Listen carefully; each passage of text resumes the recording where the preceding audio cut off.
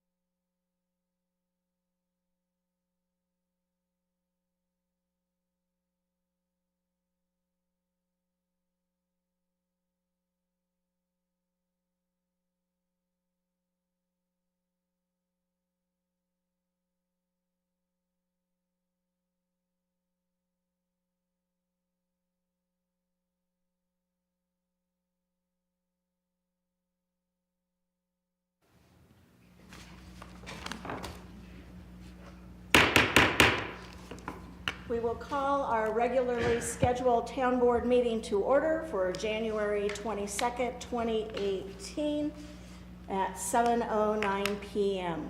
First order of business is roll call. Please take roll call. Mayor Melendez, Here. Mayor Pro Tem Baker, Here. Town Board Member Skierman, Here. Town Board Member Bennett, Here. Town Board Member Rennemeyer, Here. Town Board Member Adams. Here. Thank you. Mr. Baker, will you please lead us in the Pledge of Allegiance? I pledge allegiance to the flag of the United States of America and to the republic for which it stands, one nation, under God, indivisible, with liberty and justice for all. Next item is review of agenda by the board and addition of items of new business to the agenda for consideration by the board. Are there any additional items the board would like to bring up at this time? If not, I would seek a motion. Madam Mayor, I move to approve the agenda as presented tonight. Second. Motion on the floor for Mr. Rennemeyer and a second from Ms. Sharman approving the agenda as presented. All in favor vote yes, opposed no.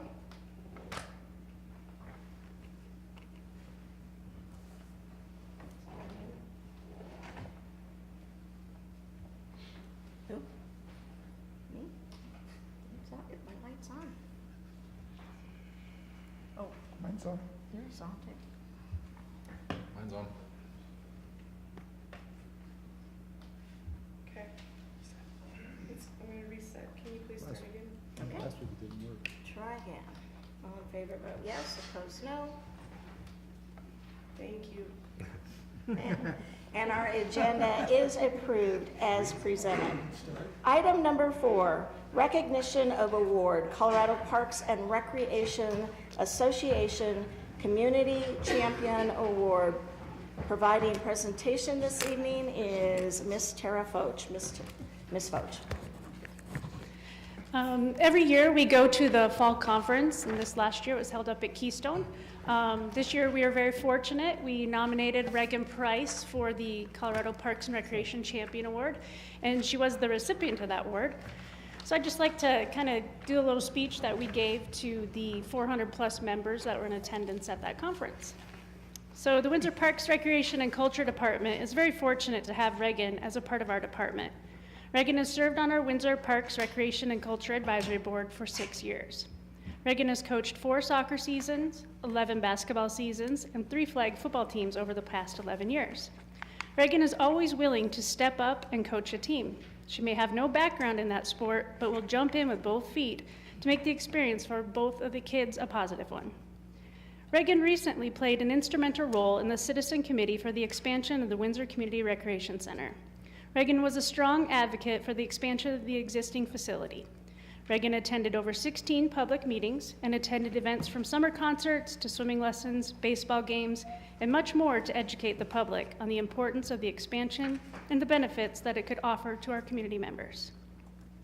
Reagan took the lead with the Citizens Committee for the expansion project leading up to the election.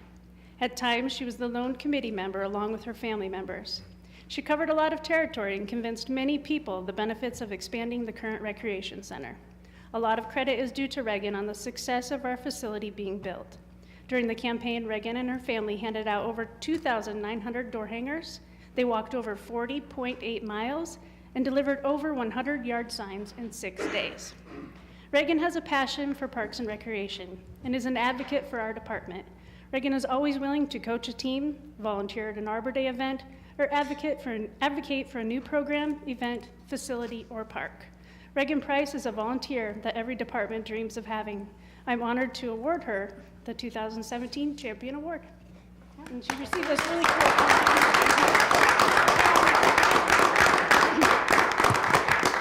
We're just very fortunate that we have Reagan, and I think I just turned our volunteer report in. We had 276 volunteers in 2017. So we're fortunate to have Reagan and so many more. Thank you. Thank you very much. And as our Parks and Recreation and Culture Advisory Board member, I've asked Miles to say a few words on behalf of the town board this evening. First of all, on behalf of the town board, I want to thank you for all you've done for Windsor. You've been a great asset. Tara stole my thunder on all the things, but in addition, you're on the school board. You're a tireless worker for this community, and we really appreciate that. We're lucky to have you, so thank you. Thanks so much for giving me a juice pack when I was passing out some of this. You're welcome. Anytime. I think it's unfortunate the newspaper wasn't here this Yeah. evening, but hopefully you can provide them with a press release and photo, because apparently they want us to supply them with the news these days. Yes. So, okay? And it certainly deserves some recognition, so thank you very much. Thank you very much. And thanks for dealing with me for all those years. See you Wednesday morning. Yeah, right. See you Wednesday. Item 5 is a proclamation for School Choice Week.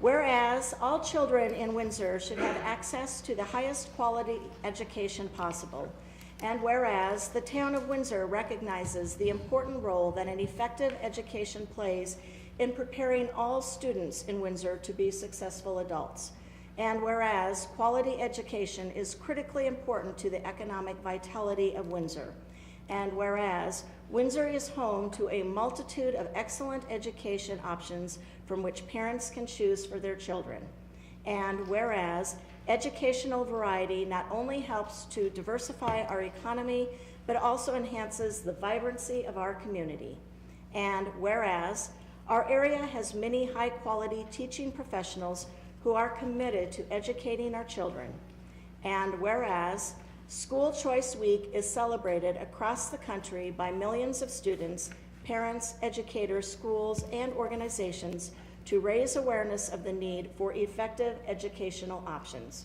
Now therefore I, Christy Melendez, do hereby recognize January 21st to the 27th, 2018 as Town of Windsor School Choice Week, and I call this observance to the attention of all of our citizens.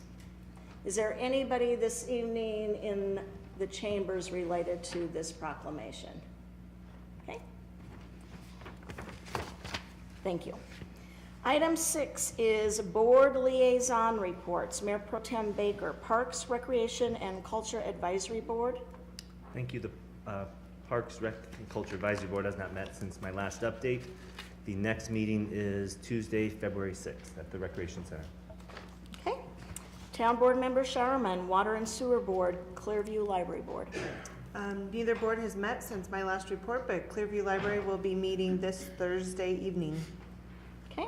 Town Board Member Bennett, Planning Commission and Windsor Housing Authority.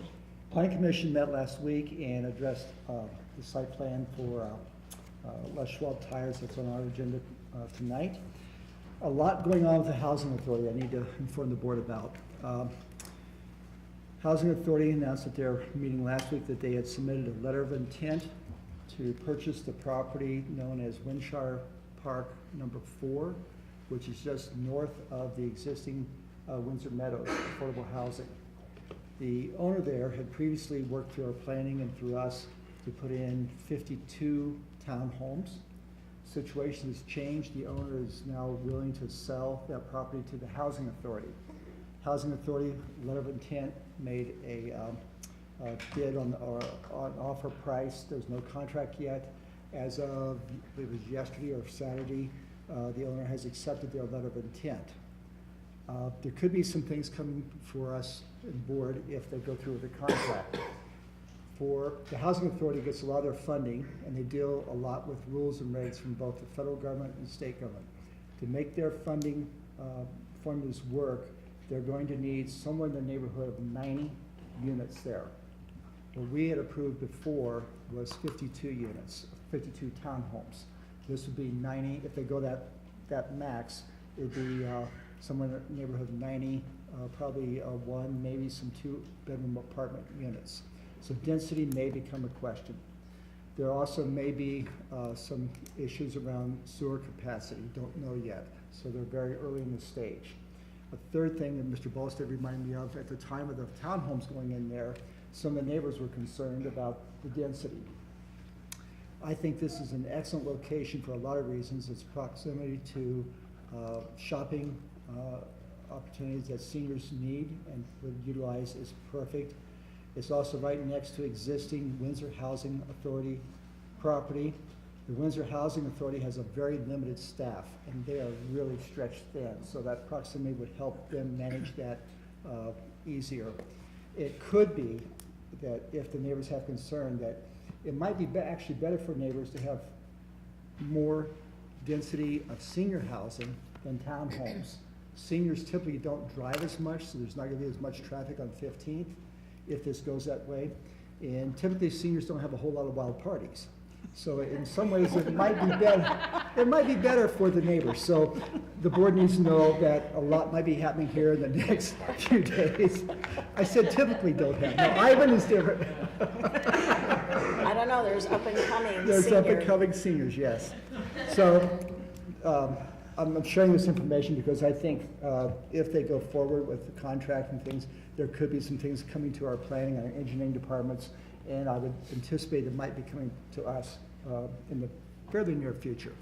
Second thing from the Housing Authority, there are privately owned senior housing known as Governor's Farm on 6th Street, excuse me.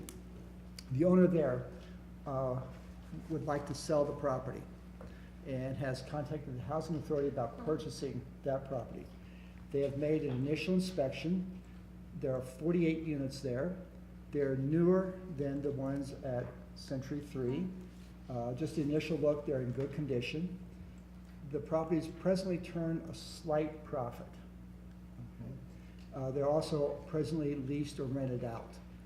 So there's some advantages. It would add 48 units to the Housing Authority's inventory for senior housing. At last count, there was 188 seniors on a waiting list.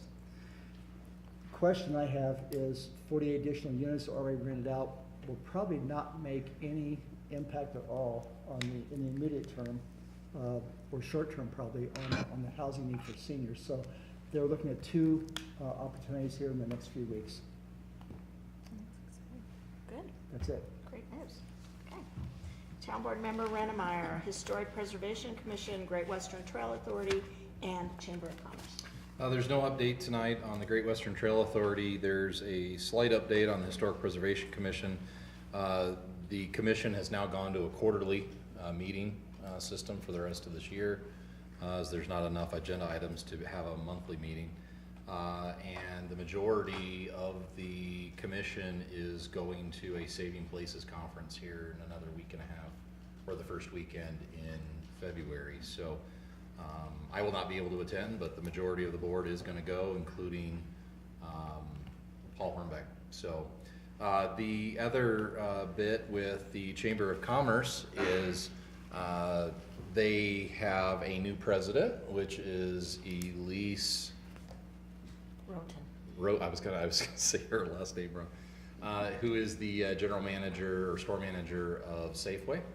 She is now the president of the Chamber of Commerce in Windsor. And they now also, starting in January, we swore in or voted on two new additional board members, making a total of a 9-person board for the Chamber in Windsor, up from 7. So that's pretty much the extent of it. Nothing new, although there's a lot of great events that we're planning as a Chamber for Windsor this year. So that's it. Okay. Town Board Member Adams, Tree Board, Poudre River Trail Corridor Board. The tree board meets tomorrow at 5 o'clock, and there's a pretty exciting agenda that we're going to be faced with and dealing with, so should be an interesting meeting. The Poudre River Trail, I made the announcement last time about they're not going to have a meeting this month or next month on the first Thursday of the month, but we're going to have a retreat on January 31st. And that's a Wednesday, I believe. I didn't even look. But anyway, it's that retreat will go from 5:30 until 9 o'clock in the evening. So looking forward to that. That's all. Okay. I have Downtown Development Authority, excuse me, and the North Front Range MPO. North Front Range MPO is looking for a new executive director. We will have a special meeting this Thursday night in conjunction with that and that process. And Downtown Development Authority, we met on January 17. Just some meeting summaries. So we approved the 2018 final budget that came before the town board as well. So that budget item has been approved. They did receive back, so as you know, they did a environmental study on the properties that they currently owned and the one that they had under contract. So they received a no action determination letter from the Colorado Department of Public Health and Environment. So in short, we can proceed with the purchase of that additional property that we were looking at, and there isn't going to be any big cost constraints, at least not initially, for anything that we perceived doing development-wise with any of the properties in the backlots. Brinkman has brought back up their conversations concerning the backlots, and we've had a couple of different meetings and are picking up steady activity with regards to that. And so hopefully in the very near future, we'll be having some additional meetings with key stakeholders and start seeing something actually on paper of what that is all coming together to be and where these pieces are going to locate. As well, they have been actively working with Mike Anderson, who performed an analysis for the financial model that we're looking at for the mill. So that information was provided to the DDA. It will be coming back before the town board. There's some additional information that was missing from the first go-round, so we've asked some of those missing pieces to be completed. Upon completion of that, both boards will look at that information and make a determination at that time how they would like to proceed with the IGA and any I guess, financial initiatives on that project. So, and I think other than that, that concludes my reports for my boards. Item number 7 is the public invited to be heard portion of our meeting. This is for individuals wishing to participate in a public invited to be heard on a non-agenda item. And we had, Reagan, did you want to speak as well? Okay. So if you would like to step forward, this would be the time. State your name and address. I am Reagan Price, my address 346 Buffalo Drive, Windsor, Colorado. And I am here as a representative of the Weld RE4 School District. So lucky you guys, and I guess for me, since I was already going to be here. So we've been wanting to come to your meetings more as a partnership between us, so you guys understand what we're doing, we know what you're doing, since Mr. Showerman doesn't get to come to our meetings anymore. But we wanted this partnership, and we're so thankful for all this partnership that we've been having with you, Parks and Rec and the culture, allowing all of our teams to be in our gyms. It's been great, so thank you guys for having such a great partnership with the school district. So as part of our first time, I also want to say thank you, Mayor Melendez, for coming to our groundbreaking. We're kind of at a big spot now with our school district as we start the building of our second high school over in Severance. So thank you for coming to that and witnessing some great shoveling of dirt on behalf of everybody. So we now have Severance High School, and they'll be called the Silver Knights. So thank you very much for coming to that. As you know, we're dealing with growth just as much as the town is, and we are now with our long-range facility planning that came to us at our last meeting. They have basically referred us to say that we need to probably go for a bond in 2020 for a new elementary school, and also to expand our Severance Middle School because it's only 2/3 built, so this will make it fully built out. And then for Windsor Middle School as well to be built out as well, taking down the old building and replacing it with a new usable building. So that is with our growth, and we're hoping that's going to stay on track with our 4.2% to 5% growth. Let's just hope that that's the case. But as you know, Rangeview is probably already way over limit, so we're going to be having to move modulars from Windsor High School over to Rangeview. So, and as you can tell over at Windsor High School, a lot of things are going on. We're getting there to the point with our Innovation Center. It's looking great. And inside is also chaos though, but controlled chaos as we're moving teachers in and out of buildings. So if you have any questions about that, we're quite on budget, and we've been really great with our contractors coming in under budget for all of our items. So we've actually been able to add in things.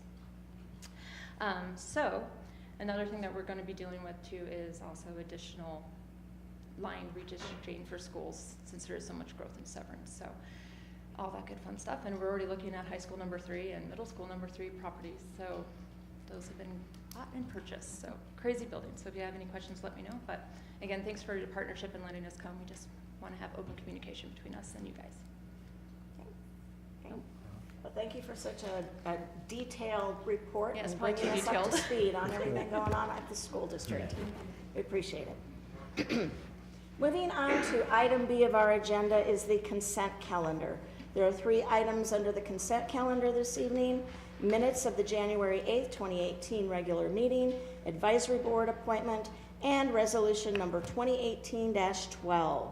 A resolution making certain findings of fact authorizing the town attorney to undertake eminent domain proceedings with respect to the acquisition of real property owned by unknown persons necessary for the establishment of utility, transportation, sanitation, parking, and other public functions related to the redevelopment of adjacent land under the auspices of the Windsor Downtown Development Authority, and granting full plenary authority in association therewith. So are there any comments or questions for the consent calendar? If not, I would seek a motion for approval as presented. Madam Mayor, I move to approve the consent calendar as presented tonight. Second? Motion on the floor from Mr. Redemeyer and a second from Ms. Sharman approving the consent calendar as presented. All in favor vote yes, opposed no. And it is approved unanimously. Moving on to item C, board action items this evening. Number 1, outside agency funding request from Miss Rodeo Colorado 2018 with staff introduction from Mr. Lucas. Mr. Lucas. Thank you, Mayor and Board. Before you tonight is an outside agency funding request from Ms. Alex Highland, who is a local Windsor resident, and Miss Colorado Rodeo 2018. She's rented some rooms and gym at the rec center for an event in February, and is before you tonight asking for reimbursement of $1,020 in the fees that she's paid to the rec center. You have a budget in your outside agency funding that's been appropriated for this year, and at this point in the year you have expended $0. So with that, I'll let Alex have the microphone. Okay. Well, first off, thank you so much for your time and your consideration of doing this.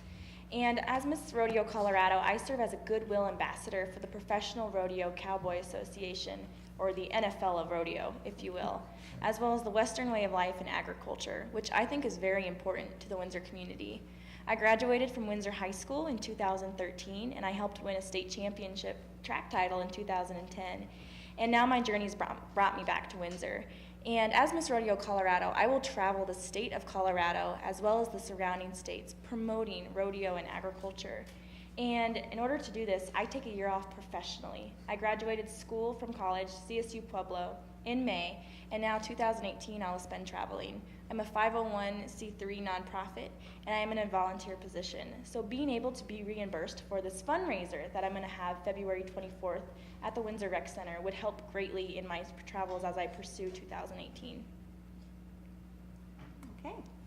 Are there any questions? Mr. Redemeyer. I have to say that you're one heck of a good ambassador. I was at the stock show on Friday night for the rodeo, and I was super proud to have you represent Windsor. They clearly, we started screaming and yelling when we heard, you were coming out. One, I had already read the packet for tonight, and then to see you come out on the horse and, scream around the whole complex, I was super proud, and I'm super supportive of your efforts. So I will be voting yes on this. Oh, well, thank you very much. Any additional questions? I would also say that I think it's a wonderful opportunity for Windsor, wonderful opportunity for you, and I would certainly support it too. Okay. Well, it looks like I would seek a motion for approving this funding. Madam Mayor? Yes. I would move that we accept this outside agency funding request for Miss Rodeo Colorado 2018. Second. Okay, I have a motion on the floor from Mr. Adams and a second for Mr. Redemeyer approving the outside agency funding request, or reimbursement is really what it is. All in favor vote yes, opposed no. And it passes unanimously. Have a wonderful year and best of luck to you. Thank you all very much. I appreciate it. Thank you. Thank you. Item 2, ordinance number 2018-1554. An ordinance fixing the compensation of the municipal court judge and municipal court clerk for the town of Windsor in compliance with sections 13-10-107 and 13-10-108 Colorado Revised Statutes and section -2-4-90 of the Windsor Municipal Code. This is a second reading. It will take a supermajority vote and legislative action. Mr. McCarter. Thank you, Madam Mayor. Miss Rodeo Colorado is a tough act to follow. Yes, she is. This is some pretty dry stuff. Where's your hat? If only I had rhinestone and a hat and boots. But I digress. The measure before you tonight on second reading is an ordinance that simply adopts the budget that you have approved for the office of the municipal judge and the municipal court clerk. Statutes require that it be done by ordinance. Your budget was adopted by a resolution, so this just squares up those two things. No changes have been made to this document since first reading, and I'm asking you to approve it. Supermajority required. Take public comment before you take action. Are there any questions or comments for Mr. McCarter? I don't want to catch you off guard, but do you remember what the numbers are? Because they were not in the packet. I don't recall what the Okay. numbers are. Yeah, I can't tell you, but if you need to, if you want to postpone this, we can do that. No, I Or- mean, I recall that we agreed upon them and they were reasonable. I just, at some point, if you'll just email them to me to refresh my memory. Absolutely, I'll share that with all of you. Okay? This, my question for Mr. McCarter, this is an annual thing, right? Every year Yes. we have to, okay. Yes. I've tried to figure out a way to do it once and sprinkle it with ordinance blessing into the future years. I can't make it work, so it comes back every January. Okay. Okay. So any additional questions or comments? If not, I would seek a motion. Madam Mayor, I move to approve ordinance number 2018-1554. Second? Motion on the floor from Mr. Rennemeyer and a second from Mr. Bennett, approving ordinance number 2018-1554. All in favor, vote yes. Opposed, no. I'm sorry. And it passes unanimously, so it does meet the supermajority requirement. Sorry. Thank you. Item 3, ordinance number 2018-1555, an ordinance amending sections 19-1-20 of the Windsor Municipal Code with respect to improving transparency and accountability for metropolitan districts in the town of Windsor. This is first reading and legislative action. Mr. McCarter. Thank you, Madam Mayor. This is in response to concerns that many of you expressed last year. We spent some work session time on it. We also talked with the Metropolitan District community, and Carolyn Steffel, your Metro District Special Counsel, has drafted 3 changes to the Windsor Municipal Code, and those are laid out in subsections small o, small p, and small q of what is the existing code section 19-1-20. Sub O requires that the annual public hearing on a new district's annual budget would be held within the district's boundaries or within the town, as long as there's an end user who owns a lot or owns property within the district. This assures that the significant act of hearing comments on the budget is done at a meeting that takes place here in town.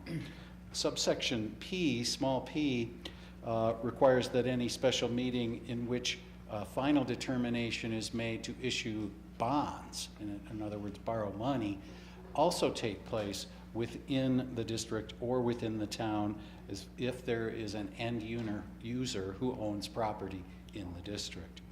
The last subsection, the new addition, is subsection Q, which requires that the districts do an additional posting for any a call for nominations for any vacancies on the governing board of the district, and that be put in the place where the district posts other notice. That's just an additional step to publicize that there might be vacancies, and thus encourage people who live in the district or own property in the district to run for the board of directors.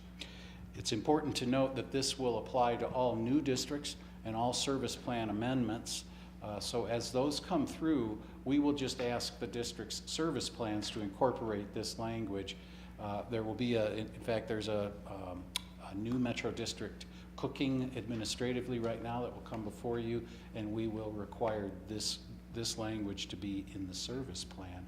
It does not apply retroactively. We can't insist that happen. Although if you look at section 2 of this ordinance, it says that nothing prevents a district from adopting these things voluntarily if they choose to. So that's a change to the code. It is in response to your concerns, and I'm here to answer any questions you might have. Okay, questions or comments for Mr. McCarter? Right, Mr. Adams. Mr. McCarter, I looked at that thing over and over and over, and it's a concern I've had forever, but I saw nothing in there about elections specifically. Now, I did see where they talk about where's the service plan, and they talk about CRS, the special district acts, but I didn't see anything that said specifically how they handle elections, except for, you have to look that up, and you have to look up the, well, let me get this other page, because,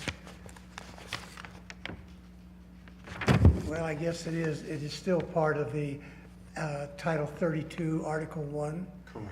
And it mentions that, but how many people in these districts will look at the specific act and also look at the Title 32, Article 1, that really talks about what they have to do? Because when I looked in the Colorado law and the organizational election, it very clearly spells out what they have to do and that they have to have an election. And in the 2025 of the service plan, it talks very specifically.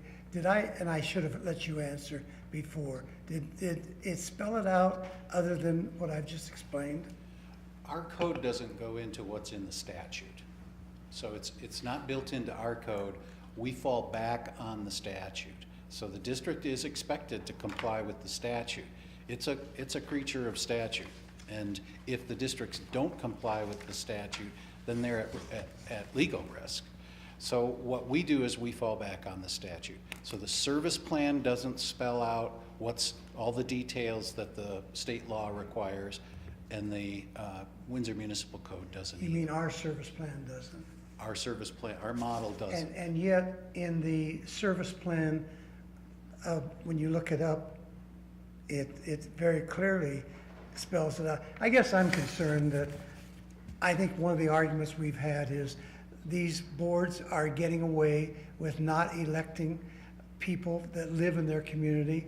They're using their clientele as board members. And I think we've had some concern about that ever since we first started discussing this. And I wonder if we could add it to our code, if we could add it somewhere, get the wording in there, not just the Colorado statute. Well, I'm not exactly sure how you would do anything more than what's already in state law. And if there aren't vacancies on the boards, then that's just a function of people re-upping to be on the board. If they're eligible and they choose to re-up, they re-up.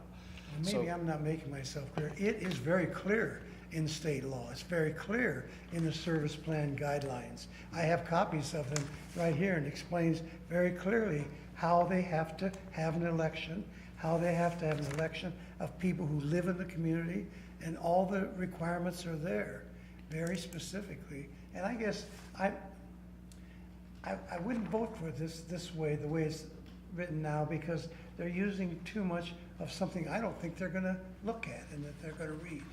Well, and don't forget that the town's website includes a link to the DOLA website. It also includes literature on how these districts are formed, how they're governed, how their elections work. There's a lot of information out there about Metro District governance. Yeah, people have to go look for it. It's not built into our code, but it's out there, Mr. Adams. I don't know what else to do, and I don't recommend you build it into your code. Well, from my experience in working with it very closely, they don't look at it and they don't follow it, and that's what bothers me. The good ones, the good districts do follow the specific rules, but others, we've seen it over and over this year, don't follow it. And I think somehow we need to emphasize some way or another, and maybe just communication, but I think we need to do that more than what we are now. Well, although I do think, though, I think there's a little bit of confusion, because originally when they create a metro district, I'm just calling off my memory, but the developer can create that board and does not have to put a resident on that board until there's a threshold of homes that have to be built before they even have to make those allowances. I disagree with that entirely. Well, yeah, the districts, there are eligibility requirements to be on the Right. board. And you can be an owner of property or have an equitable interest or a contract to own property. And the fact that there are other people residing in the district doesn't necessarily create an opportunity for those folks to run if there's no vacancy on the board. So it's not necessarily, there's not a tipping point at which a certain number or a certain percentage tips it to requiring residents to be on the board. It's just a matter that there are board eligibility requirements that oftentimes the developer meets, and you're right, they capture the board. Right. Mr. Bennett? Okay, a lot of things here. First of all, my compliments to you and thank you. I think provisions O, P, and Q are a significant step forward for this section of the code. So with that being said, my biggest concern is still the same as Mr. Adams, that what I've observed in our community is that those metro districts that are well-run have actual citizen residents, as it says in our other code, on the board. Difficulty is getting people elected. Just give one example. One person wants to run in one of our metro districts. He was told that it will cost $37,000 to have a county election, and that cost will be passed on to his neighbors. That's a clear intent to not allow a citizen resident to run for the board. How we address that in code, I don't know. I will point out that also in our code, another section, 19-140, and this is verbatim. It says, is the intent of the town that citizen resident control of districts be encouraged as to occur as early as possible. We have no teeth in that. So again, I'm wondering, do we have any way to put some teeth into that? The mayor's question, I've talked to a number of metro district boards. I've talked to residents. And when a metro district is initially established, there are no residents, perhaps. So it might be the developer and the home builder. And all we say is we encourage them, which obviously doesn't work in a couple of our metro districts. As an aside, we town board had a work session a month or so ago with a couple of our state legislators. And one in particular has some concerns about metro districts as well. She and I have exchanged some conversations and correspondence. And I joked with my colleagues a couple of days ago, I think she's pretty smart because she agreed with me. But I'm recommending three things to the state legislature. One, that there be an absolute requirement that metro districts have citizen residents on their board from the very beginning. I know there's some complications with that, but there's room for compromise. Also, there needs to be a requirement that every board meeting be held in the local community at a time that's convenient to the residents. And the third thing, and the reason I'm sharing this is because I don't know how much we can do as a town to help make this happen. Third thing gets to the elections. And this is where I see the real crux of the problem with accountability and transparency. When there's actual residents on the boards, a lot of the problems, whether it be perceived or real, are reduced. There's got to be a way to make the selection process easier. It does not take $37,000 county election to elect somebody, a resident to a metro district. There are 3 or 4 processes. And there's no way that's being communicated to our residents in a couple of these metro districts. So again, it's a challenge for us. I don't know what we can do, Mr. McCarr. And I'm talking to the state legislator. Don't know if the state is going to do anything or not. But this is still an issue. That being said, compliments to you and Carolyn for the progress you did make on this section, but there's still some significant holes that people in Windsor are not getting a fair shake. Thanks for the long oratory. Okay. Do you have a solution? I admire you going to the state legislature. I think that's probably not a bad idea.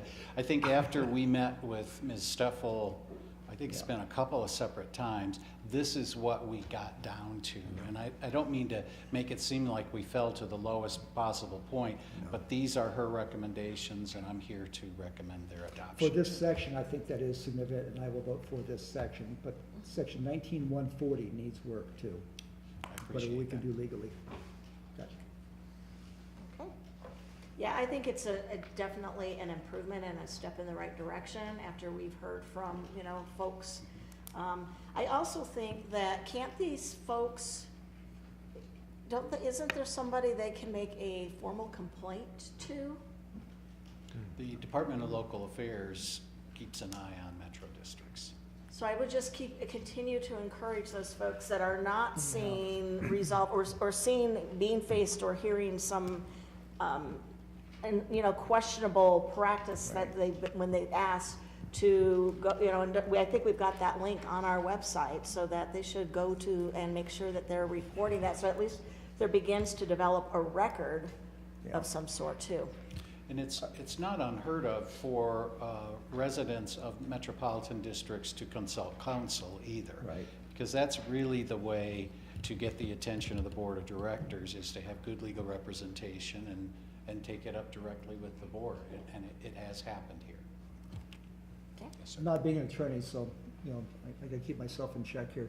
The residents I've talked to who have had concerns have made, in some cases, complaints to DOLA. And from what I could see, their metro districts are following the letter of the law. Election notice has to be in the most commonly read newspaper. And could be a one sentence in the legal notices in the newspaper, nobody even sees those, and so Metro District might be following the letter of the law, but as Mr. Adams said, the residents have no idea that there's an election coming up. They have no idea what the process is. So again, there's significant gaps in our system here. And Okay, Mr. Baker.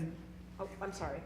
Just to respond to that, I have seen in the last year a heightened interest on the part of folks to pay more attention to these districts.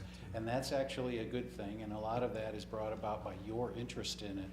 And so it is a matter of word getting out that they have the ability to watchdog these entities. Yes.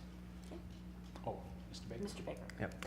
Did you talk to any district managers or attorneys regarding these changes? And are they? Yes.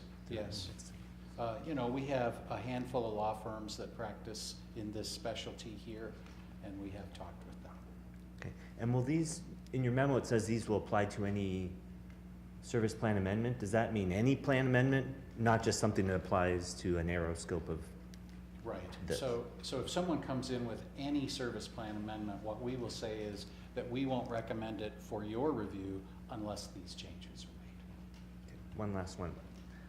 What does it mean when you say, if there is any property within the district which is owned by an end user? What does that mean? The end user reference is ultimately a homeowner, or in the case of a commercial metro district, a business owner. The end user is someone other than the developer or the developer entity. So how does that work? I don't get it. I'm sorry. If you're saying they have to hold the election within the town regardless? If there is anybody other than the developer who owns property, who has an interest in what the district is doing. So if it's year one of the metro district, they haven't sold any lots or anything, they don't need to Yes. comply with this? That's correct. Gotcha. Thank you. Okay. My only comment would be that I think subsection Q helps address what you were addressing with notification. If people now know what their metro district's posting location is, they're gonna be able to look there to get those nomination calls and have that more readily available than what it would be when it was just the legal notice. So I think this makes a big step in making sure residents are going to be more aware of calls for nominations. Any additional questions? Mr. Arnott? Mr. McCarter, if a metro district, let's say, does not abide by these terms, what's the recourse? Who enforces it, or who's the recourse, or what's the action that can be taken? We can bring them back to talk about compliance with their service plan. So if it's incorporated into the service plan and then there's a departure from the service plan, what we call a material modification, either in practice or in the wording they use, we can bring them back and we can condition further approvals. They won't let that happen. Once bonds are issued, they won't let that happen. Their bonding capability is worth everything to them. Okay, thank you. Okay. If there are no further questions, I would seek a motion. Madam Mayor, I would move to approve ordinance number 2018-1555 as presented. Second. Motion on the floor for Ms. Sharman and a second for Mr. Bennett, approving ordinance number 1555, an ordinance amending section 19-1-20 of the Windsor Municipal Code with respect to improving transparency and accountability of metropolitan districts. All in favor vote yes, opposed no. And it passes 5-1. The yeas, Baker, Sharman, Bennett, Melendez, Renemeyer, and the nays, Adams. Moving on to item 4, resolution number 2018-13, resolution establishing rates for Town of Windsor water service customers, authorizing the implementation of such rates and rescinding resolution number 2018-09. Legislative action, Mr. Moyer. Yes, thank you. If this looks familiar, it's because it is. If you recall, at our last town board meeting, we adopted rates for 2018. The problem with that was the chart with the rates on it that I enclosed in that packet were calculated incorrectly. I apologize. What happened was the prior year, we had done a preliminary study in September and a final study in December. When I wrote up the resolution for last meeting, I used the preliminary numbers, so it did not come out correctly. So this is correctable here tonight. If we adopt this resolution before you, this will establish the corrected rates for 2018 and will also rescind resolution 2013-09 from last meeting. So that's pretty much the long and short of it. I apologize for any confusion. Okay. Any questions for Mr. Moyer? I think the key thing is that you caught it now very early on. So. Yeah, thank you to Jess for that. Thank you, appreciate that. If there are no questions or comments, I would seek a motion. Madam Mayor, I would move that we approve resolution number 2018-13. Second. Motion on the floor from Mr. Adams and a second from Mr. Bennett approving resolution number 2018-13. All in favor vote yes, opposed no. And the resolution passes unanimously. We are now corrected. Yes, thank you. Mr. Moyer. Moving on to item resolution 5, resolution number 2018-14. Resolution approving participation in Colorado statewide investment program. Legislative action, and again, Mr. Moyer. Yes, thank you. You see, in our chambers tonight, we have some guests that will come up here in a second. I'll introduce them. What we wanted to talk about tonight is a new local government investment pool that I bumped into Chris at the conference in November, and he talked about this new government investment pool that they had put together. I waited until after we adopted the budget. I have them here tonight to tell you a little bit about it. I would like to add this to our investment portfolio. It's much like current items we have like C-Safe and Colo Trust with just a little twist. I'll let Chris cover that in a second here. But in order to allow us to participate, we need to adopt this resolution tonight. So with that, I will introduce Chris Blackwood and Andrea Vlad. They are with the Colorado Statewide Investment Program. Thank you, Dean. Hello. We're very excited to be here tonight. So just to give you a little context, my name is Chris Blackwood. So I've been doing investment advisory for governments in Colorado for about 30 years. The firm I work for is called PFM Asset Management. So we're a national investment advisory firm that provides almost exclusively advice to governments. So we manage about $2 billion of public funds in Colorado. And so we have a big background in this. So we, in this low interest rate environment we've been in, we sort of started scratching our head trying to think of a better way to help cities and counties and school districts manage public funds. So We formed what's called the Local Government Investment Pool. So we don't own it, we're an advisor to it. It is a public board, a 9-person public board. The chairman of our board is John Lefebvre, who's the Weld County Treasurer. So that board helps to govern the fund. And so we launched it last year. As Dean said, it has 2 elements of it. One element is similar to one that the city currently uses, almost like a money market fund. The second element, though, I think is the most useful part for Dean to manage his day-to-day cash. It allows him to lock in investments from 60 days out to a year at higher yields. Within the construct of a AAA rated fund. So both of these pools have been rated by Standard & Poor's or Fitch, AAA rated. So it's a fairly safe investment program, but the yields are very competitive, and I think it will make, hopefully, Dean's job a bit easier and can make extra money for the city. That's our goal, in a safe fashion, and give him an extra tool that he doesn't have now. So, and Andrea will be sort of the day-to-day person helping to manage and answer questions for this as we move ahead. So that is the background on it, and I guess the only other thing I should tell you is that local government investment pools are authorized under state law, and they've been around for about 30 years in Colorado. Okay. Questions or comments for either our guests or Mr. Moyer? Mr. Reitmeyer. I'd like to hear from Mr. Moyer about our other investment pools that we have. This is all kind of a new topic since I've been a part of the board.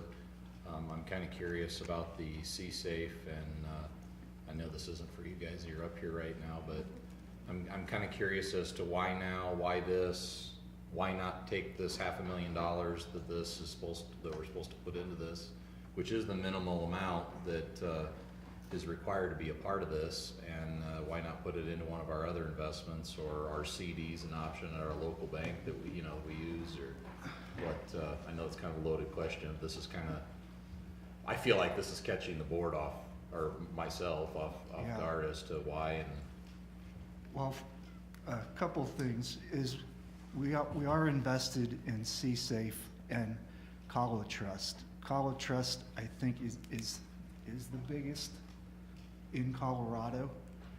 Those work more or less like a money market fund. You know, if we need money tomorrow, we call them and it gets here. We also have some, you mentioned bank CDs. We have government paper that we buy just directly. And now I wanted to add this as another form, another weapon in our investment toolbox. Why now is because it's a fairly new program, and it does return a little bit better return than the other asset pools. And we own a lot of that, well, not a lot of it, all of the government paper and CDs that we own.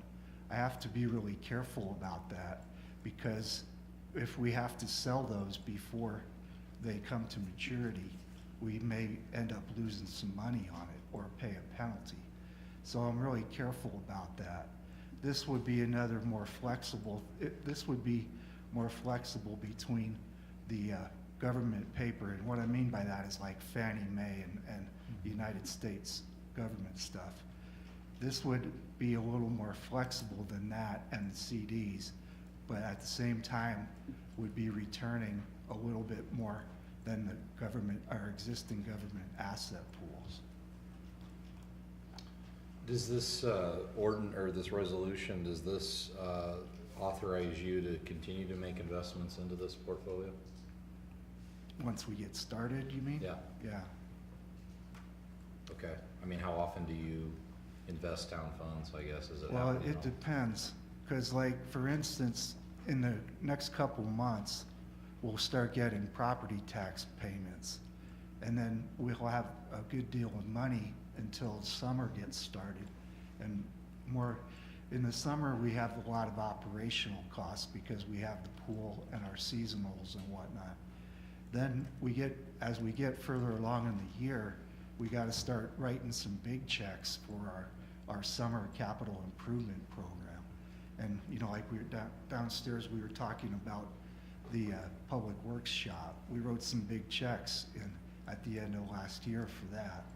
And now, January is also a very expensive month because we had to pay, we had to fund our health insurance account. We had to pay for CIRSA for our property and casualty insurance and workers' comp insurance. A lot of things we pay for in January that run for the whole year. So the short answer to your question is it depends what we have, what we can afford to take out of the operational and capital improvement rotation and set it aside for a little longer to get a better return on that money. Mr. Adams? I just have a question, and I'm not sure if I'm remembering the figures correctly, but I saw an investment of $500,000. I think that was what Mr. Rennemeyer was mentioning. But there was $100,000 and $150,000. I think were two figures that followed that figure in your information. May I just ask for my curiosity? Sure. What are those? So the initial investment, just for economies of scale purposes, is $500,000. The incremental investments after that is $100,000. So like if you make up a number, let's say he put in $500,000 at the first investment, and then he had wanted to do a second investment, the minimum of the second investment would be only $100,000, which is fairly. So those are increments. Those are increments after that. Well, right. I thought as I read it, but I wasn't. Right. I just wanted to clarify it for me. Well, and I will also mention, going back to Mr. Rennemeyer's question about the resolution. The resolution simply authorizes the city to invest. It doesn't obligate them. So it just it adds it in the toolbox. If he wants to use it, he can. If he doesn't want to, he doesn't have to. So passing this does not require us to fund this Correct. $500,000. Absolutely not. Right. Except our first initial investment would have to be a minimum of the 500. Yes, which in the context for a special district, that could be a hurdle. I mean, that's a fairly large amount for like a small library district or a special district, but for a town the size of Windsor, that usually is not a hurdle. Okay. Mr. Baker? Yeah, what if the initial investment after the $500,000, if Mr. Moyer needs to withdraw some amount, is there a penalty, or do we just take the whole 500? So the way, so these investments are what are called fixed income investments. So they're bonds that back these up. So when interest rates go up, the value of the underlying bonds can go down. So there can be a penalty. And so we spend a lot of time with our clients doing what's called cash flow analysis to make sure that the amounts invested here don't need to be withdrawn prior to maturity. And the max maturity is only a year. So this is like intra-fiscal year money that just meets that cycle. You know, you have like a cycle. And Dean has like a million spreadsheets to help all back this up, I'm sure. Now the liquid portfolio, which is like your existing pools there, that can be taken out daily with no penalty. That's not an issue at all. Okay. Mr. Bennett? Liquid portfolio, what's the rate on that? I think today it's 1.47%. 1.47, and that's liquid. That's liquid. We can take that out any time. Okay. Well, and I will tell you another thing that when you were asking about the other investments, since the financial crisis, just bigger context for you. Since the financial crisis and changes in laws with that affects banks like Dodd-Frank has really made it difficult for community banks to want to have competitive investments for governments because they have to collateralize them here in Colorado at 102% of the public funds in it. And so most community banks cannot provide competitive rates because the regulatory cost for them to do that is very, very high. I mean, it's been like this for the last decade. So that's why this tool has become more popular because, the banks, in fact, I've had many clients have pushed money back to my clients, say, we don't want the public money anymore because they lose money. Every $1 million they put in, they lose 15 or 20 grand. So lots of community banks and big banks, I'm talking like the Wells Fargos, the U.S. banks of the world have been pushing money back to the governments. I don't know if it's happened here, Dean, but that's what we've seen. Yeah, I did hear that. That when it was a few years ago, the local banks here were just full, just from what Chris said. They didn't want to take any more government money because of the regulations that Chris was talking about. Hence, things like this come about. Yeah, that's right. Mr. Moyer, CSAFE, I'm assuming we have different rates of return because there's our portfolio there is probably different bonds, different maturities in CSAFE. Different than this? Yeah. What's our, I mean, I'm getting at rate of return for our present investments. CSAFE is, I think it's at, if it is there, it's right around 1%. I'm not sure if it's quite there yet. Do you know? Yeah, I do know, because I track our competitors really closely. So CSAFE, since we've launched CSAFE, which is another local investment pool, has been behind our fund, the liquid pool. The other two only have a liquid option. So CSAFE has been 4 or 5 basis points below our yield, and Colo Trust has been a few basis points above. So we've been sort of in between on the liquid. So how are you having, because you said the maximum bonds are 1 year?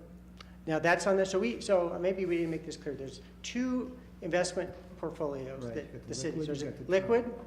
and that was what we just talked about, and the term. The term has the minimum of 500,000, where you can ladder it out to a year, effectively. So that's what we call the term portfolio over here, if that makes sense. Are you thinking of using this as term or liquid, Mr. Moyer?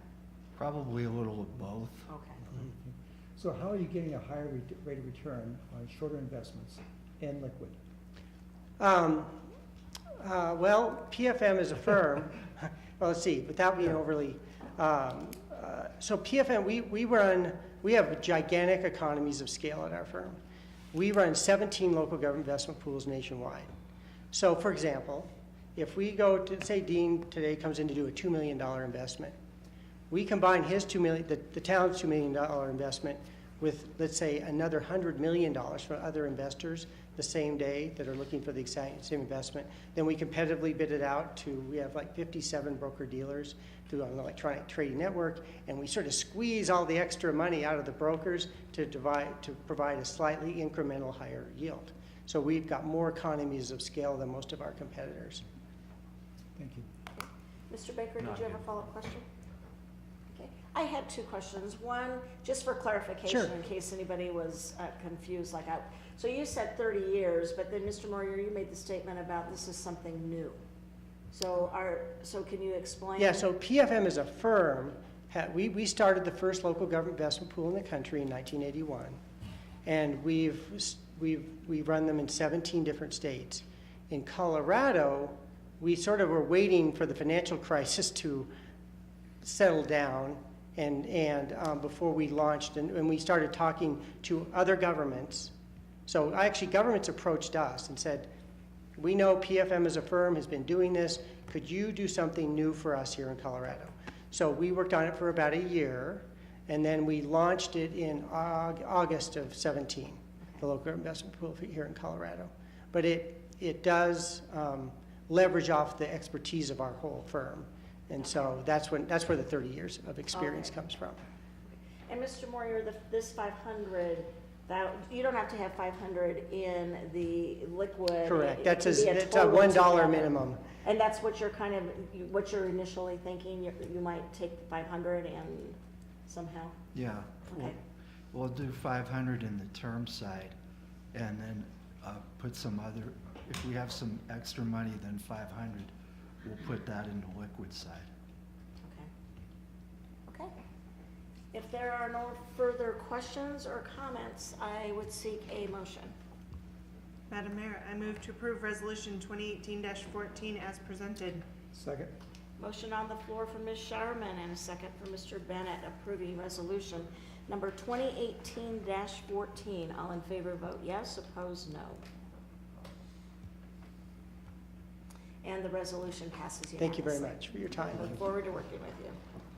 Item 6, site plan presentation for Jacoby Farm, 5th filing, Lot 5, the Les Schwab Tire Center, George Bunting, SFPE LLC, the applicant, Aaron McLean, Galloway and Company, Inc., the applicant's representative.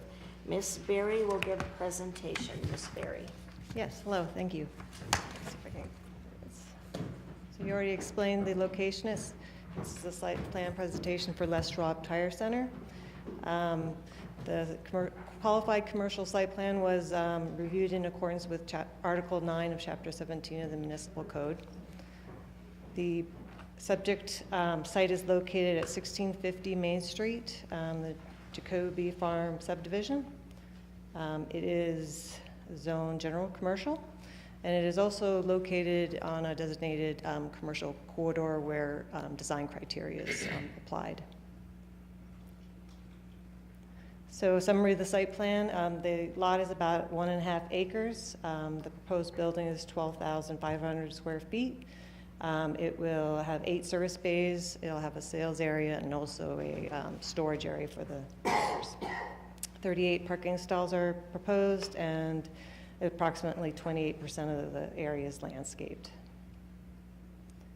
Building characteristics, it's a building that is a mix of CMU types, a stone veneer wainscot, and metal panel accents.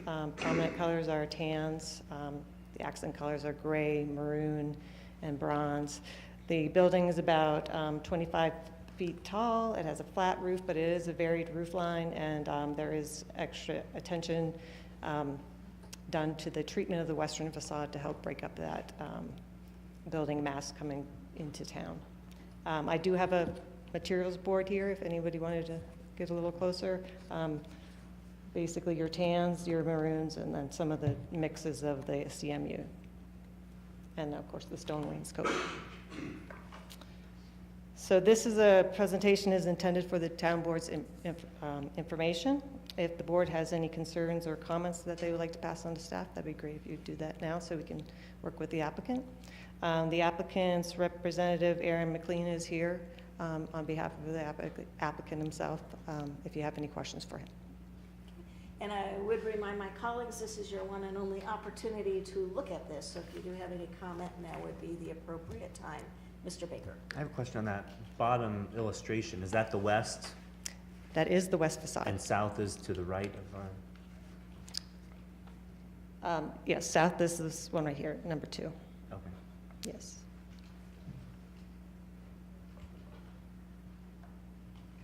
Any additional questions or comments from Ms. Berry or the applicant? Mr. Baker. And I assume this complies with the current corridor plan? It does, and we've worked with the applicant quite a lot during this process to try to get it to match the corridor plan. One of its colors, originally they came in with more redder or more white colors, and toned it down to maroons and tans. They've worked on this west facade quite a bit to break up the mass to make it a little bit, have some kind of detail in there, and they've also worked on the landscaping on that side, on the particularly, well, the whole lot's landscaped. But they put extra attention into that west side to try to break up that building mass too, particularly because it is such a visible location coming into the downtown. Ms. Schauman. I had a couple questions. I noticed there was one reference to a setback related to the west side with the drainage pond. Is that something that was resolved with the shift, or is that something that's going to require a variance? No, it was with the shifting of the building, and some of the parking gave enough leeway to allow for the full 20 feet of landscaping between the building and the pond area. Okay. And then the other question I had was related to the parking. There was a note that code would require 48, but it's going to have 38, but that was based off town's preference? Well, the part of the Planning Commission review was a parking determination. The current code does not have vehicle maintenance or repair type listed out, specifically that. There is something called industrial, which is based on employees, which is 1 space per every 2 employees, and then the other end was a service industry, which went along with like a lot of the commercial industries in the shopping center kind of idea, which was 1 at 250. So looking back at what Windsor had done in the past for parking, there was a variety of both of them were used at different times. Some of them didn't have a call out. So after some research of what other communities were doing, and also looking at aerials of how this type of uses makeup of the lot for parking versus building in other communities, we came to the determination that we felt this was adequately parked. Thank you. Sure. What's the direct access point into this property? Because it looks like along that south So- side. Yeah, so at 16th, I believe there's, I want to say Grease Monkey, but I might get my wrong businesses. Well, there's like But an yeah, it comes into AutoZone or something 16th Street there. and it'll go out behind to the north of the lots, and it'll go into the site from here. The street that takes you past Starbucks and all of them will bring Starbucks. you right in probably. Yeah, but where do you actually get into them to get into the store? It doesn't look like you come into it here. You have to come down on the property, like, before that? There's an access easement across the properties to the east, and it'll come in up on the north end, and then it can loop around and back out. There is a potential for a connection to be made up to the north if that lot develops out.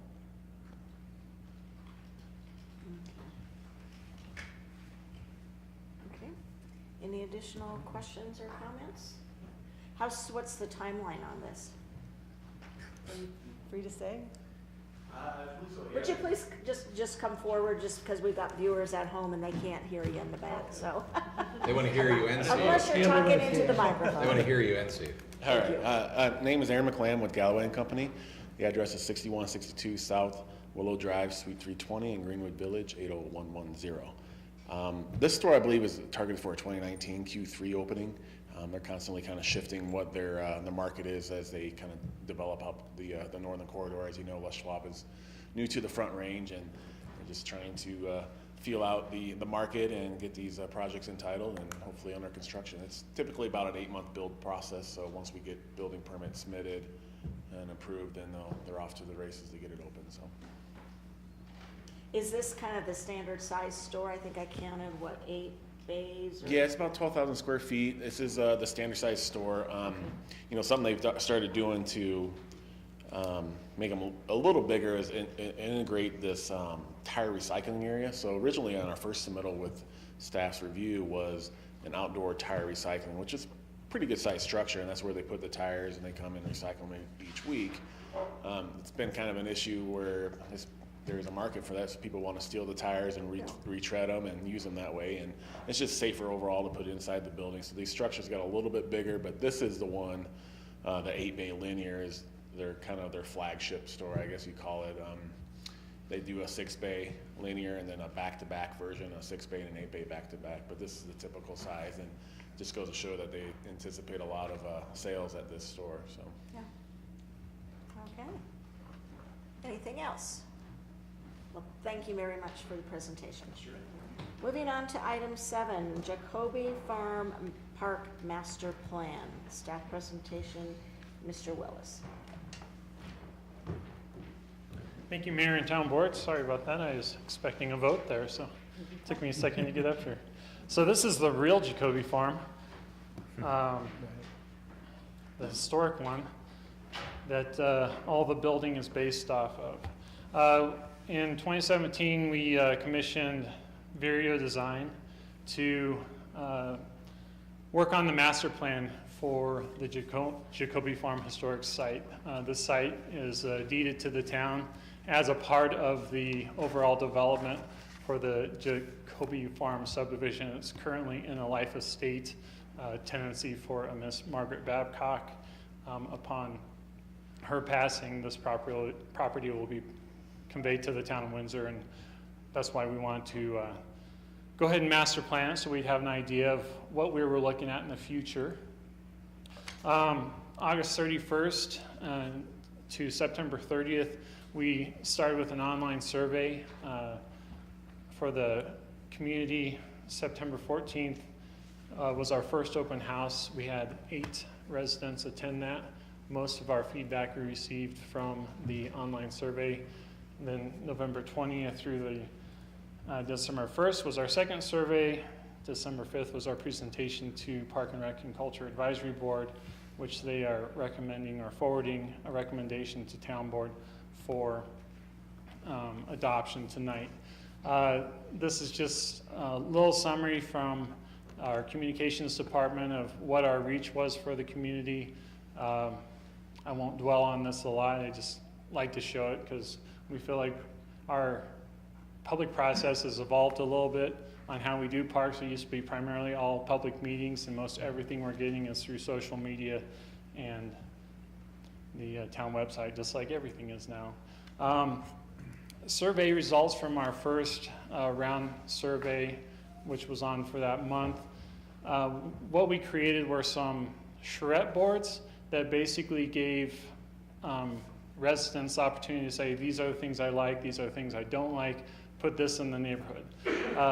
The emphasis for the site is it's a historic site. So from staff's perspective, the intent of the donation to the town was that the historic halfway house, the site would interpret that specific building as well as agriculture in the area. And so this is just a little summary. You know, a lot of the residents, most of the residents are just here within the last 5 years. They're not long-time residents that live near and around that neighborhood. Most of them are in the 25 to 44-year-old range, and most of them had children. A lot of people like the idea of small animals, vegetable gardens programs to teach agriculture, and those are the types of things that we're good at, is teaching programs. A theme park with cultural or agricultural amenities, so like the play feature might be a tractor, is an example of that. Then hands-on activities to educate people about history and agriculture, interpretive signs, or we might have a pump. Things like that are the things that are appealing to the community. And I won't go through all of these, you can read them. This is from our, and I'm breezing through this, so I apologize if I'm going too fast. Please stop me if you want more detail. This is from our second survey. So after we did all of those charrettes, our design consultant, Vireo Design, did 2 concept boards of the site. And basically, both sites had very similar amenities. The biggest differences were where a parking lot might be placed, because this is going to be, we envision this will be a draw for like school groups or for parents to bring their kids for a little daytime activity to show them how crops were irrigated, examples like that. So with those 2 concepts, the community had the opportunity to vote on which concept they liked the best, or which amenities from each concept that they liked the most. And these are some of the results. The highest vote came in for concept number 2. This is a variation of concept number 2 based on final feedback that we received at Park and Rec and Culture Advisory Board, and some of the verbal feedback that we received off of concept 1 and 2.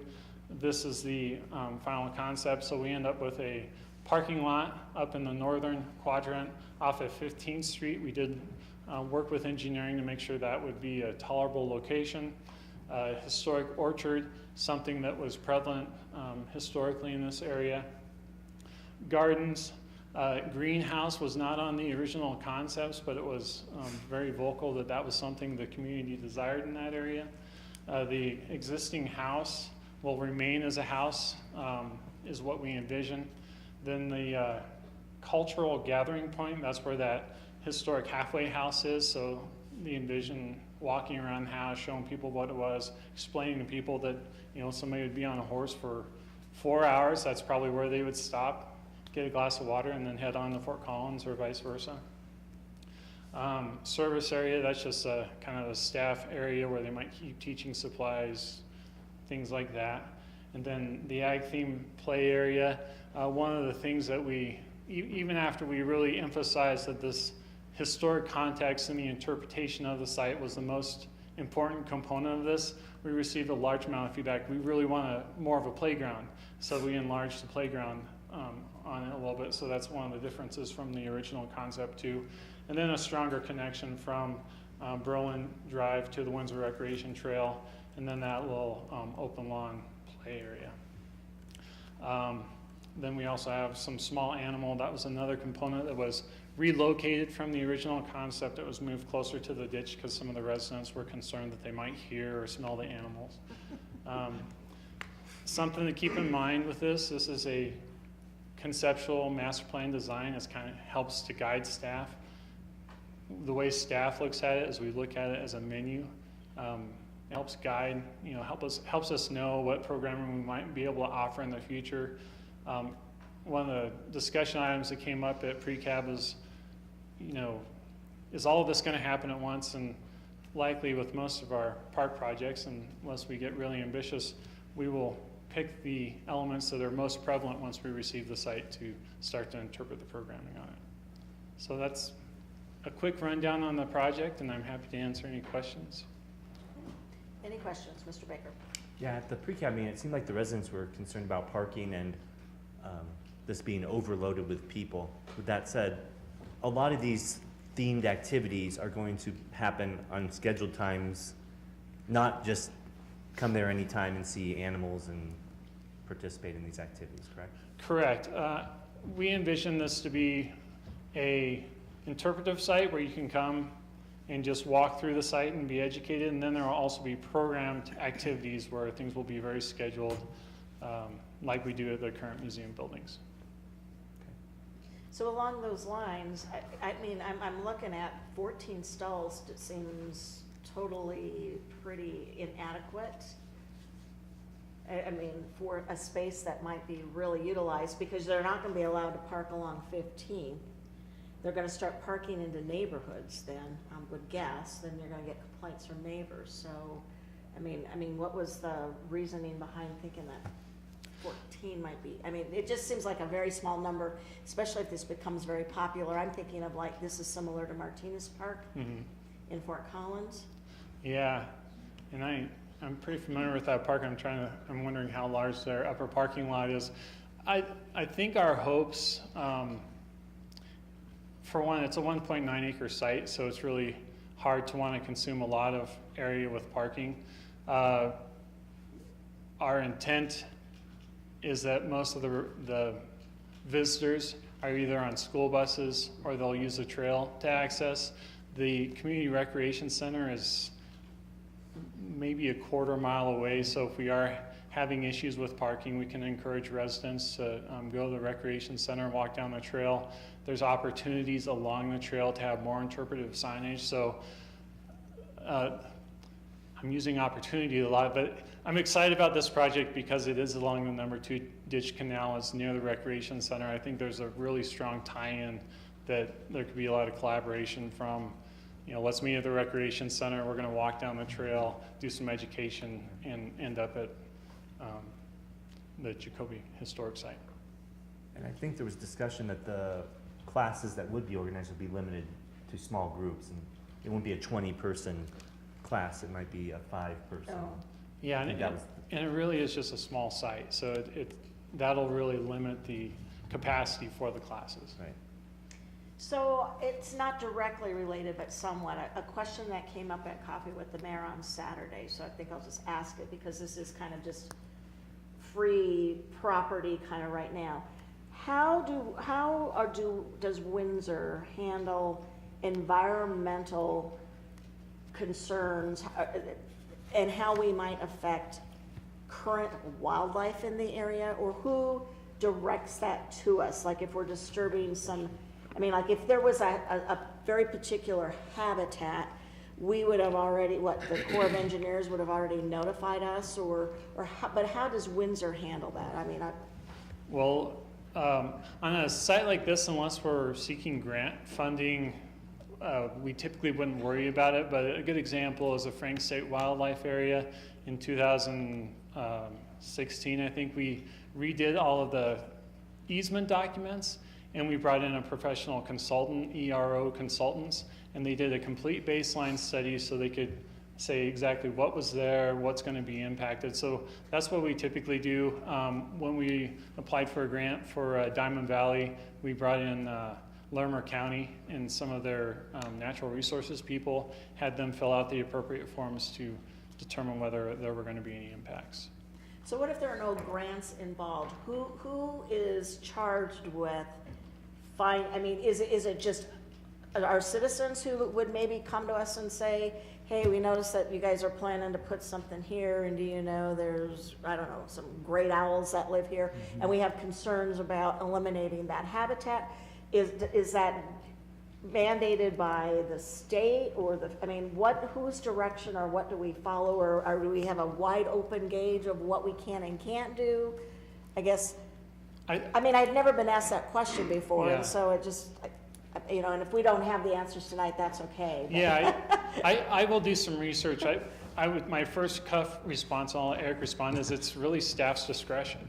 You know, because It is, we okay. are stewards of the land, our He intent is nodded to at be the staff holistic. discretion thing, he liked this. That was what I was gonna say. Okay. It's staff discretion as well as if, I'll give you an example, at the Kodak Watchable Wildlife area, I'm aware that they stopped the capping of a well because there's an eagle's nest close by, and those eagles have eggs in their nests, so therefore, until that breeding season and the season. But who stopped that? That was from the state, they were aware of that area. Okay, so if there is a protected species, Correct, then the state might or Corps of identify it, Engineers or staff somebody would might- identify it, or Okay. for example, if, in your example, if a resident had a concern, they could let us know and we could investigate that. So Okay.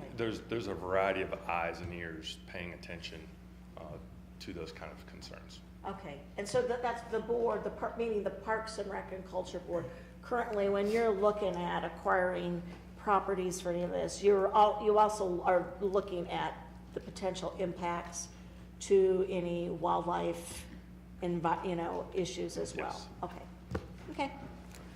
Mr. Rennemeyer. Mr. Lucas, this might be for you. I don't know. I didn't want to interrupt the mayor. She was talking, so I let you head back to your seat. He needs his exercise. Yeah, I'm short on steps today. I'm not one to judge.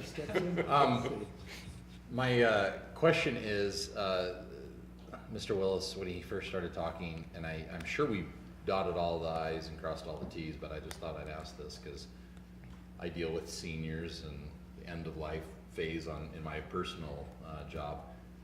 The individual that owns this, that this is in the lifetime trust, however that's set up, I noticed that you said in the packet that the department's allocated and spent $30,000 in 2017. Is there any chance, because this isn't turned over to us until after their passing, her passing, etc., is there any chance that due to, and I know this sounds bad, but this is just how my mind works after 15 years of my career, of long-term care for that individual or something like that, that there could be any lien or any reason why the town may not get this property due to the trust, etc., where we've already spent money, we could have put cart before the horse, type of thing, and kind of gotten, excited about this, but then there be some kind of ripple that happens that could kibosh the whole thing or something like that if the estate gets used up in some respect between now and the passing of the individual. So the property is owned by the town of Windsor. It is it is taken subject to a lease that extends for the lifetime of Mrs. Babcock. So any claims against Mrs. Babcock's estate wouldn't have anything to do with this property because the town of Windsor owns it. It's not owned by her. Okay.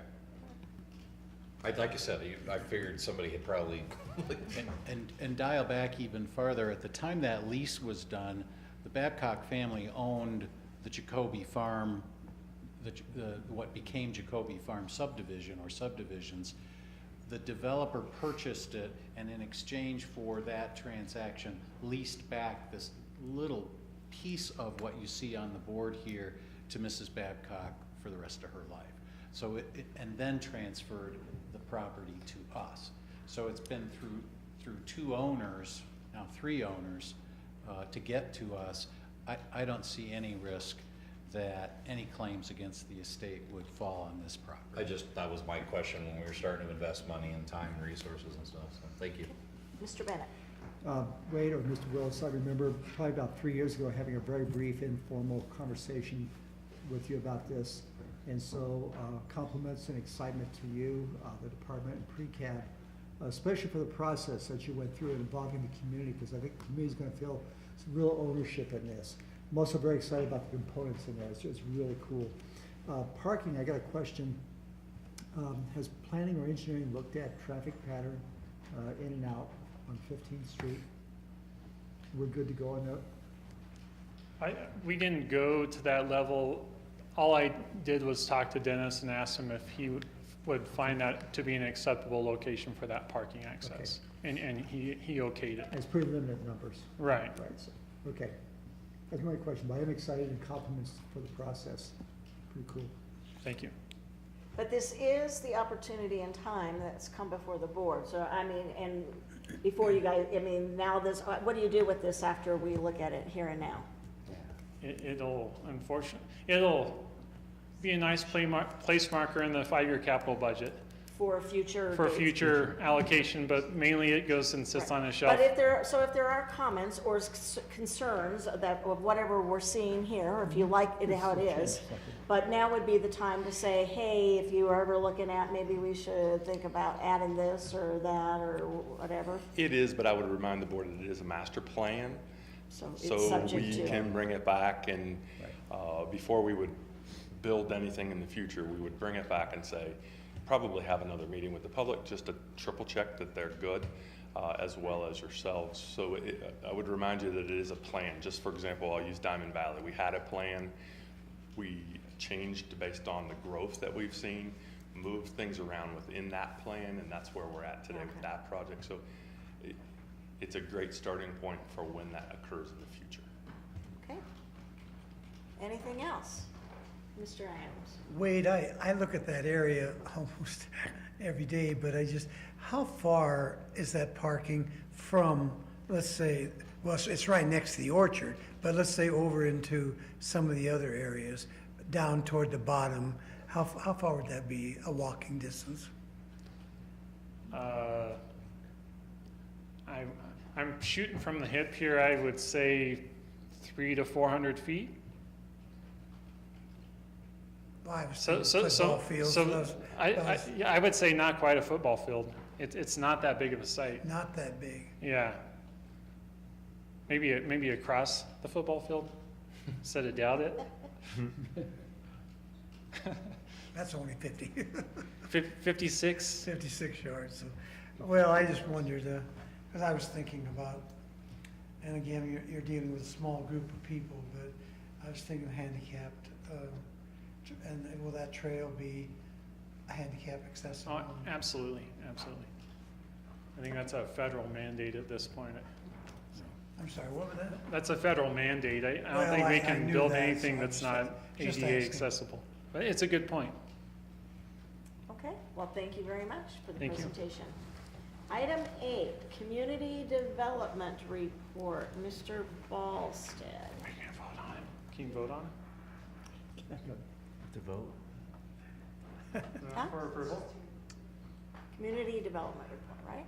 No? Yes?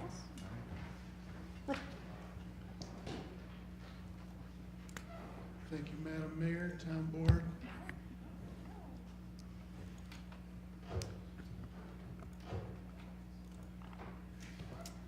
So this is the first community development report since 2017. We've got a lot of projects that are in the queue. This, again, is these are some slides hitting some of the highlights of the report that's in your packet. The report in the packet is complete information. This is hitting some highlights. So projects that are currently under staff review include the Associates in Family Medicine facility. That's the upper image there. That would be, they're working through the process to site plan on the southeast corner of 17th and Main. So across the street from the pond on the northeast corner of that intersection. Les Schwab, you just heard Melissa's site plan presentation. It's the image to the bottom. We're reviewing the Fuzzy's Tacos. I believe that's been a site plan presentation. And Eagle Crossing, the Brands East, is working its way through the process. with the PUD and the subdivision and master plan that's out at Crossroads and Fairgrounds. Rocky Mountain Sports Park, you're all aware of. We're reviewing the PUD and master plan for that facility as well. And then we got a site plan for another Arby's, which is out on Crossroads Boulevard, just east of 7-Eleven. And then the Burger King site plan that you'll be seeing at a presentation in the future is also next door to the Christian Brothers Automotive that just opened. Projects that are under construction that you see coming out of the ground right now include things like the Our Lady of the Valley Catholic Church expansion. Renaissance Insurance is the bottom right image. They are in Water Valley Village and they're nearing certificate of occupancy. And then out on Crossroads Boulevard in Highlands Industrial Park, some additional office warehouse space. Other projects under construction include the ongoing multifamily development at South Hill 4th and 5th filing, the image on the right, and then the Highland Meadows Golf Course 12th filing is the image below with the 12-unit condo building that's going up currently. Infrastructure that's under construction and preceding vertical development includes the Marriott Spring Hill Suites infrastructure. We're hoping that any day we'll be able to issue the permits so that they can begin going vertical on that project. East Point subdivision is the middle image. That's where Come and Go and Human Bean and those others are aware of. And then the bottom picture is the infrastructure going in out at the Rain Dance subdivision on the north side of Crossroads Boulevard. They've got 3 crews installing sewer out there right now at a pace of about 2,000 feet a day. So they're putting in a lot of infrastructure. I'm sure that slowed down with the storm over the weekend, but they're moving. Scott, may I ask a question? Yes. On that picture, Yes. that last one. Is the Marriott, is that the 96 room hotel? Do you remember? I'm trying to remember, but there was one, I think 96, and then the others were larger. That's It's why- the smaller of the two. Smaller of the two. I don't remember the exact number And I'm of saying rooms. 3, because I think there's one on the other side of the Right. Fairgrounds Avenue. Right, this is the first of what could be 2 in that area. Thank you. Mhm. Residential building permit activity, so with the year-end numbers, we finished with the second highest total in town's history at 516 permits compared to 690 last year. And 2017, or the December high numbers were at the Ridge at Harmony Road, Water Valley South, South Hill 2nd filing, Winter Farm 3rd filing. Single-family permits, just compared to the last several years, our previous highs before the last 2 years were 451 permits, and that was in 2000 and in 2005. And then you can see through the downturn, we still had fairly strong permitting, but the last couple of years have been through the roof, so to speak. You can sit down now. Residential building permit activity, from a multifamily standpoint, 2017 was our record year. We issued 46 permits for 414 dwelling units. And that is, it is consistent with our comprehensive plan, which supports diverse housing for residential neighborhoods to meet the needs of varying family sizes, lifestyles, and income levels. The top, or the big multifamily projects that we are seeing right now, the Lighthouse in Water Valley South, the Highland Meadows Golf Course 11th and 12th filings, South Hill Subdivision 6 filing, those are all under construction, while the Windshire Park 4th filing, it sounds like that one might be changing gears with the Housing Authority, but we also have the Eagle Crossing 4th filing, Fossil Ridge project that's in final review, and the Schutz 3rd filing, Country Farms, that's under final review. So again, this just shows how far off the charts this year was from a multifamily standpoint compared to years past. The residential lot inventory, we started tracking this over the last year and a half just to see how many lots we're maintaining and are keeping in inventory. So for the past several years, we've been hovering between 500 and 800 at any given time. And at the end of this year, we had 681. So just a comparison to years past, you can see back in 2010, as we were at the depths of the recession, we had a lot higher inventory of lots. And as we came out of the recession, those lots, the inventory has fallen off. And then over the last several years, we're maintaining that 600 to 800 lot inventory as new subdivisions come online and as permits are pulled. And this is just a chart of the variations by month this past year. We expect that obviously in the next few months, as those lots that they're putting the infrastructure in the ground out at Raindance, as well as the Ridge at Harmony Road second filing, that will probably spike higher, and then we'll start taking down those lots.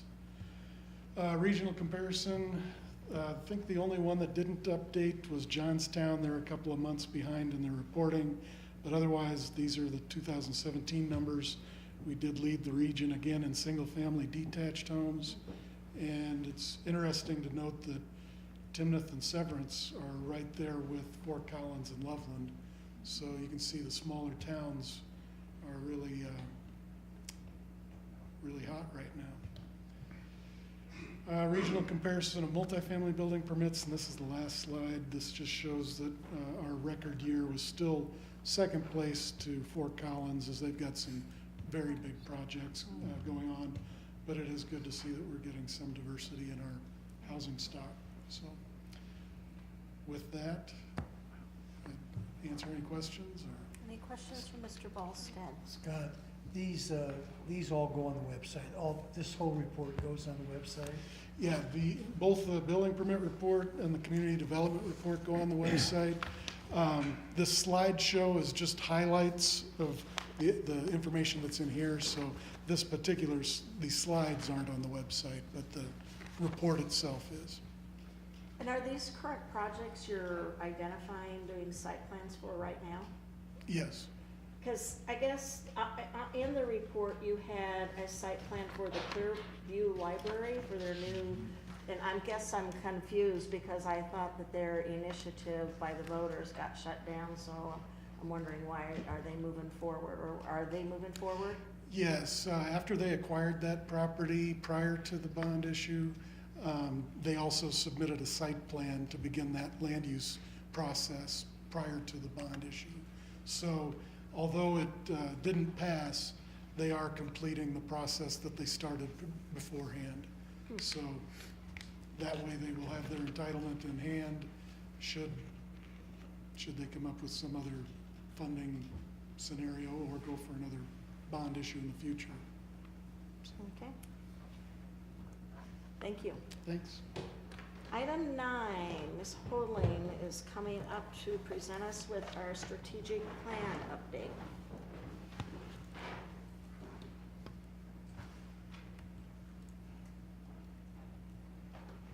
Good evening, Madam Mayor and Town Board. So this is just the highlights of what was accomplished in Q4 of 2017. So I'm not going to go through the whole big packet, but you've got the tracking sheet that you can find tonight in the Town Board packet.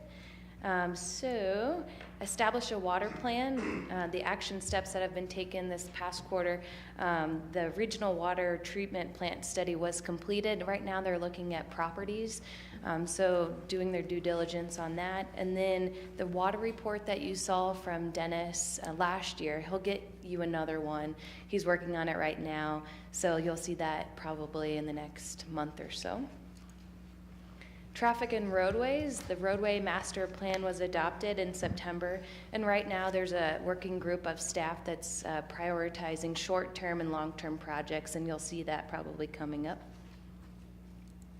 Municipal broadband, we're still in the middle of that study right now. I'll be meeting with Comcast this week with the city of Greeley, and we'll be talking about their service availability and some of those comments that you saw in an email. We'll be addressing some of those things in person. If you want any follow-up information on that, I'll be happy to provide that to you. And then the survey that we did, that is closed now, and so we'll be getting results back, really strong results in terms of numbers of participants, both residential and from the business community. Crossroads Boulevard, you probably heard that we got that $200,000 grant from the Department of Local Affairs. And also that is a partnership with WELD. We got some funding from them and Great Western Industrial Park. I spoke to Dennis, and it sounds like he will be getting a bid out for that project within the next few weeks. Establish a crossroads or a crosswalk standard. So that was adopted in October, and that will give more clarity to you and staff about what we will require for the future. And then review housing policies. You had those 2 different work sessions that we brought in outside folks to give a little update. And then planning staff is working on a memo to further discuss some of the options that you have. So you'll see that, it sounds like, coming up as well. So we're almost to the end of this strategic plan. And as you've probably seen some emails from me, we'll be working on our next strategic plan here shortly, and we might have some type of public process this summer, but to be determined. Are there any questions? Any questions? Mr. Bennett? Okay. Just a couple, refresh my memory of the feasibility of synchronizing traffic signals on 392. Have they been synchronized? I don't know that answer, but I can follow up with Dennis. And the current status of widening 392 west of 17th. Where are we with that? That's okay, we don't know this now, it's just curious. I could send a follow-up on those too, and find out a little bit more. And then on the crosswalks, my memory says that we were going to collect data in April, I think. I think that process is already completed for the crosswalks design. Not the design, but collecting data to know how to apply our new standards. So is that still? They're gonna do traffic counts? They were going to do pedestrian and traffic counts. I thought we said we were going to be doing that in April, because there's more pedestrian traffic in good weather. I'll follow up. That whole process yet. The matrix has been put in place, and it'll be moving forward with the traffic counts. Okay. To apply that new standard. Okay, that's my other questions. Appreciate the report. Yeah, we can follow up on those items. Appreciate it very much. Yep, thanks for putting that all together. And for planning our next strategic planning session. Coming up, should be fun. Yes. Thank you. Okay. Item D, communications from town attorney, Mr. McCarter. Thank you, Madam Mayor. Just while we were here this evening, I've received word from the Downtown Development Authority's attorney that the draft agreement I put together for our participation in the Birch property acquisition and the demolition that goes with that, the draft language for that has been approved by the DDA. I need to run it past you somehow before I ask you to approve it. I'd like you to see it. Is there a preference? Do you want to talk about it in a work session? Do you want to perhaps wait until we have our informal session down on the first floor? I'm just trying to figure out how to get you that. I mean, it adopts in spirit what you've told me, but there are a couple of details that I would like to review with you somehow before I ask you to actually approve it. Any thoughts on how you want to see that? They have more time than they originally thought. Remember, at one point, they thought they might need it in February, and I don't think they didn't indicate that there was a rush right now, right? Okay. I'm not being pushed to get it before you for approval. I guess I would like to review its terms with you, because it's a significant investment of money. If you So can we do it at our informal meeting Yes. on when is that, Patty? On the 12th? Yeah. Or the 12th? We have one other item, but I'm sure we can. Okay, that's right. Both can be fairly short, so we should be fine. And I can give you a preview going into that, so you'll see it before we sit down to talk about it. So I'll figure out how to get it to you and point out the portions that may not be completely Okay, That's all I've got. Thank you. okay. Communications from town staff. Anything further, Mr. Ballstead? Ms. Hoadley? Mr. Lucas?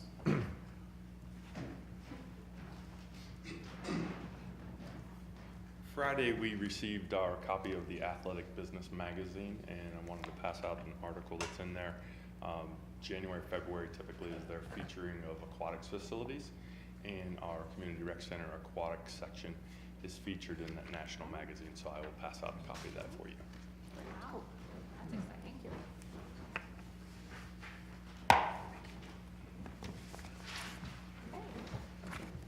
Mr. Willis? Mr. Moyer? Chief? Real quick.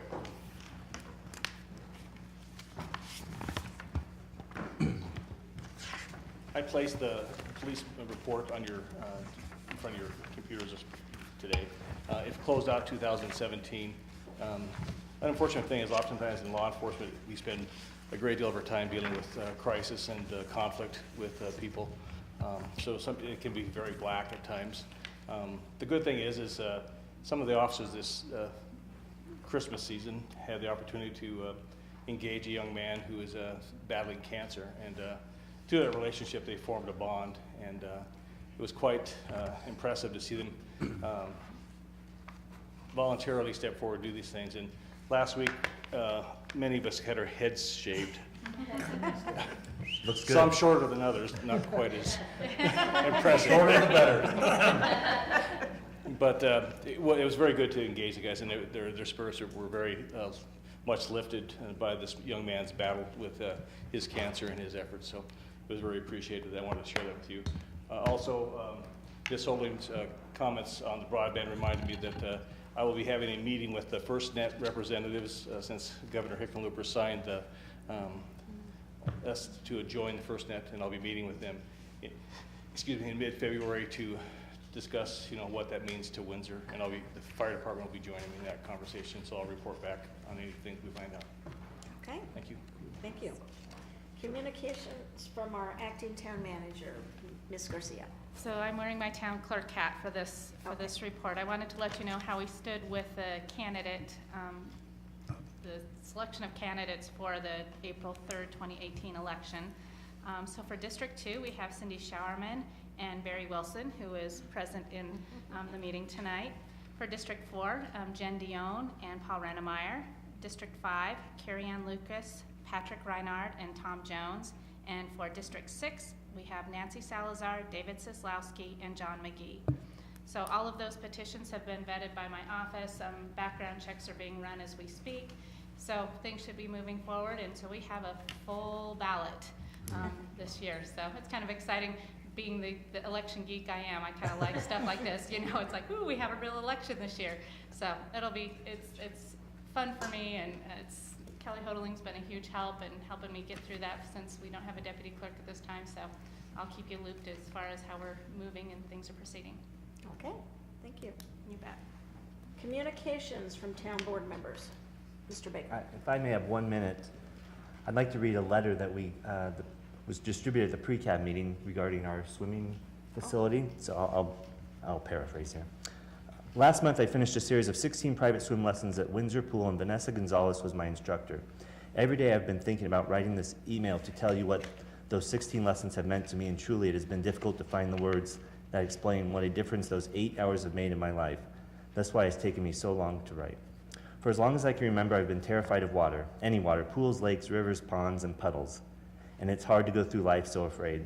This year I thought I was going to change that, so I started by going to the water exercise class on Wednesday evenings, and that is where I met Vanessa as she was lifeguarding. I told her how afraid I was and that it was my dream to swim. She said, "I can get you swimming." It makes me cry even now to think about the challenge she took on, teaching a 6-year-old that is terrified of water to swim. It is still a shock to everyone that knows me that she did it. Not that I will be swimming in the Olympics or anything, but I am swimming. Getting over this fear and actually getting in the pool has been truly a life-changing activity. She goes on, or he goes on, I don't know who it is. At the end it says, "Thanks for the great program you run at the Windsor Pool." So thank you, congratulations. Yes. Making a big difference in the community. Okay. And along those lines, I do want to thank all of the department heads, for your continuing support in making sure that that Windsor is running business as usual as we continue in our search for our town manager. Thank you for all the extra efforts that you're making.